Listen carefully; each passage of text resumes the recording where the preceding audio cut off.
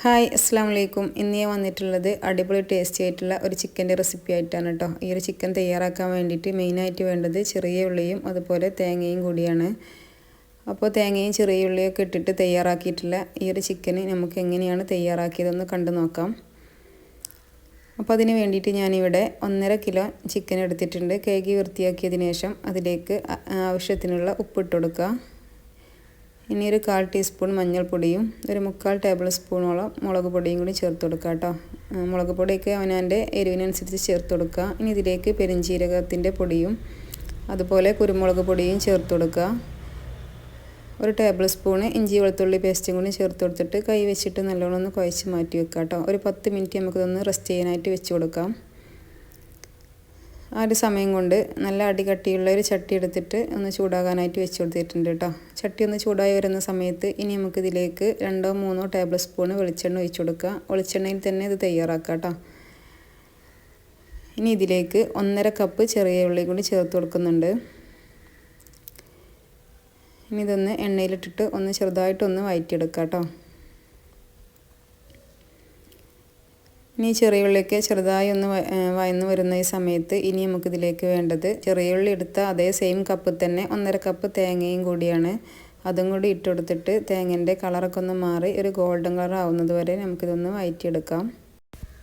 ഞാനിവിടെ തയ്യാറാക്കുന്ന സമയത്ത് എണ്ണ ഒഴിച്ചതിന് ശേഷം ആദ്യം ചെറിയ ഉള്ളി ഇട്ടിട്ടാണ് ഒന്ന് വഴറ്റിയെടുത്തിട്ടുണ്ടായിരുന്നത്. നമുക്കതിന് പകരം ആദ്യം തേങ്ങ ഒന്ന് വഴന്ന് വന്നതിന് ശേഷം ചെറിയ ഉള്ളി ഇട്ട് കൊടുത്താലും മതിയാകും കേട്ടോ. അങ്ങനെ നമ്മളെ തേങ്ങയൊക്കെ ഒന്ന് കളറൊക്കെ ഒന്ന് മാറി ഒരു ഗോൾഡൻ കളറായി വന്നിട്ടുണ്ട്. ഈ ഒരു സമയത്ത് ഇനി നമുക്കിതിലേക്ക് വേണ്ടത് ഉണക്കമുളകും കൂടിയാണ്. അതൊരു 3-4 ഉണക്കമുളക് അതിൻ്റെ സെൻറ്റർ ഭാഗം ഒന്ന് കട്ട് ചെയ്തിട്ട് അത് ഇട്ട് കൊടുത്തിട്ടുണ്ട്.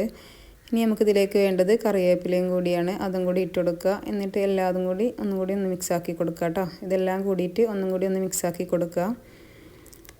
ഇതെല്ലാം കൂടി ഒന്ന് മിക്സായി വന്ന സമയത്ത് ഇനി നേരത്തെ റെഡിയാക്കി വെച്ചിട്ടുള്ള ചിക്കനും കൂടി ഇട്ട് കൊടുക്കുക. എന്നിട്ട് തേങ്ങയും ഉള്ളിയൊക്കെ ചിക്കൻ്റെ എല്ലാ ഭാഗത്തും ആകുന്ന വിധത്തിൽ ഒന്നും കൂടി ഒന്ന് മിക്സാക്കി എടുക്കുക. അങ്ങനെ നമ്മളെ ചിക്കനൊക്കെ ഇവിടെ മിക്സായി കിട്ടിയിട്ടുണ്ട്. ഈ ഒരു സമയത്ത് ഇനി ഇതിലേക്ക് ഒരു 1/2 ഗ്ലാസ് ചുടുവെള്ളം കൂടി ഒഴിച്ചു കൊടുക്കുക. അടിയിൽ പിടിക്കാതിരിക്കാൻ വേണ്ടിയിട്ടാണ് കേട്ടോ അങ്ങനെ ചെയ്യുന്നത്. എന്നിട്ട് മൂടി വെച്ചിട്ട് ഒരു 10 മിനിറ്റ് ഹൈ ഫ്ലെയിമിലും അത് കഴിഞ്ഞിട്ട് ഒരു മീഡിയം ഫ്ലെയിമിൽ ഇട്ടിട്ട് നമുക്കിതൊന്ന് കുക്ക് ചെയ്തെടുക്കാം. ഈ സമയത്ത് ചിക്കനിൽ ഇതുപോലെ വെള്ളം ഇറങ്ങി വരുന്നുണ്ട് കേട്ടോ. ഇടയ്ക്കിടയ്ക്ക് മൂടി തുറന്നിട്ട് നമുക്കിതൊന്ന് മിക്സാക്കി കൊടുക്കാം. ഇതിലേക്ക് ഉപ്പിൻ്റെ കുറവുണ്ടെങ്കിൽ അതുപോലെ എരിവ് ഇല്ലാതെ തോന്നുകയാണെങ്കിൽ കുറച്ച് മുളകും പൊടിയൊക്കെ ഇട്ടെടുത്തിട്ട് ഒന്നും കൂടി മിക്സാക്കി കൊടുത്തിട്ട് ഇതിലത്തെ വെള്ളമൊക്കെ ഒന്ന് വറ്റി വരുന്നത് വരെ നമുക്കൊന്ന് മിക്സാക്കി കൊടുക്കാം കേട്ടോ. അങ്ങനെ ചിക്കനത്തെ വെള്ളമൊക്കെ ഒന്ന് വറ്റി ഡ്രൈ ആയി കിട്ടിയിട്ടുണ്ട് കേട്ടോ. അപ്പോൾ നമ്മൾ അടിപൊളി ടേസ്റ്റി ആയിട്ടുള്ള ചെറിയ ഉള്ളിയും തേങ്ങയൊക്കെ ഇട്ട് വെച്ചിട്ടുള്ള ചിക്കൻ ഇവിടെ റെഡി ആയിട്ടുണ്ട്. ഈ ഒരു ചിക്കൻ കഴിക്കാൻ വേണ്ടിയിട്ട് അടിപൊളി ടേസ്റ്റാണ് കേട്ടോ. അപ്പോൾ എല്ലാവരും ട്രൈ ആക്കി നോക്കുക. വീട്ടിൽ ഇനി ചിക്കൻ വാങ്ങുന്ന സമയത്ത് കുറച്ച് ചിക്കൻ എടുത്തിട്ട് ഇതുപോലെ ഒന്ന് ട്രൈ ആക്കി നോക്കുക കേട്ടോ. എന്നിട്ട് അതിൻ്റെ ഫീഡ്ബാക്ക് കമൻറ്റ് ബോക്സിലൂടെ എന്നെ അറിയിക്കുക. അപ്പോൾ നിങ്ങൾക്ക് എൻ്റെ വീഡിയോ ഇഷ്ടമായിട്ടുണ്ടെന്നുണ്ടെങ്കിൽ ഒന്ന് സബ്സ്ക്രൈബ് ചെയ്ത് സപ്പോർട്ടും കൂടി ചെയ്യണേ. അടുത്തൊരു നല്ലൊരു വീഡിയോയുമായി വീണ്ടും വരാം. അതുവരേക്കും അസ്സലാമു അലൈക്കും.